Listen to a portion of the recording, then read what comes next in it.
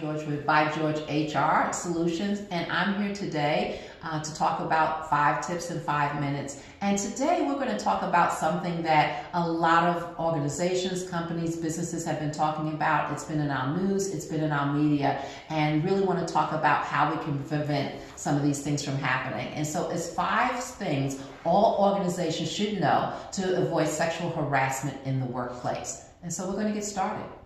So the first tip is avoiding sexual harassment begins during the interview process. And so a lot of times people think that it's something that happens, once the person is already there. And I think that the way to prevent it is during your interview process itself. It really allows you to establish with the potential applicant what your procedures are for doing certain things, as well as what your company culture is. And when you talk strongly about that during the interview process, you're more likely to get the right candidate from the very beginning.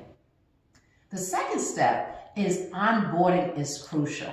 And I can't stress that enough. And what normally happens is the company is very excited to get this new individual. They're filling a position that's needed. You have the employee that's just started a new job and they're so excited. And in the excitement, I think sometimes we forget to go back to basics. And those basics are what is going to set that individual up for success and to win.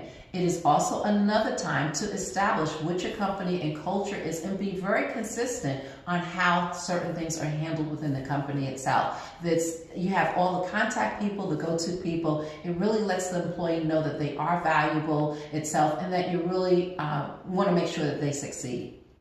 The third step is have an introductory period for all employees.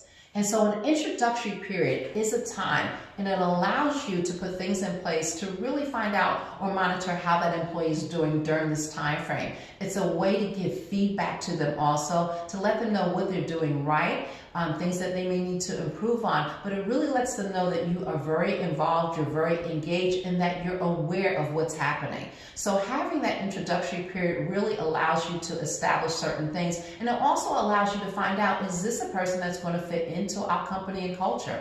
And certainly if at the end of that introductory period you find out that they're not, now's the time to cut the ties itself and not wait until much later on where you be much harder to then now get rid of that person itself. The next step is transparency throughout the organization. And so transparency is a very important thing, because when there is transparency, then people feel more comfortable to go to people and let people know when things are going on. And so when there's an air of transparency and people know who they can go to, who they can talk to, and they know that there's an atmosphere of caring throughout the organization because everybody's transparent, you know that when something's happening, people will talk, they'll go to the right person because they know that there will be solutions there at the end of the day. And now our last tip is don't wait to take action. So often we hear certain things or something goes on within an organization and we kind of dismiss it, and that's not something you want to do.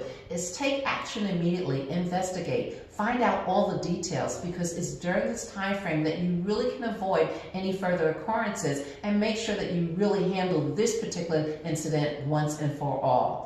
And so those are my tips today. I'm so excited to really talk about this because we've heard a lot about the Me Too movement, sexual harassment in the workplace, but there are solutions and it starts very early on. So I want to thank you so much for joining me today. If you have any questions that you'd like to have answered, you can go to solutions@bygeorgehr.com or go to the website bygeorgehr.com. Once again, this is Diana George with By George HR Solutions, and I'm happy to be here and share this information with you.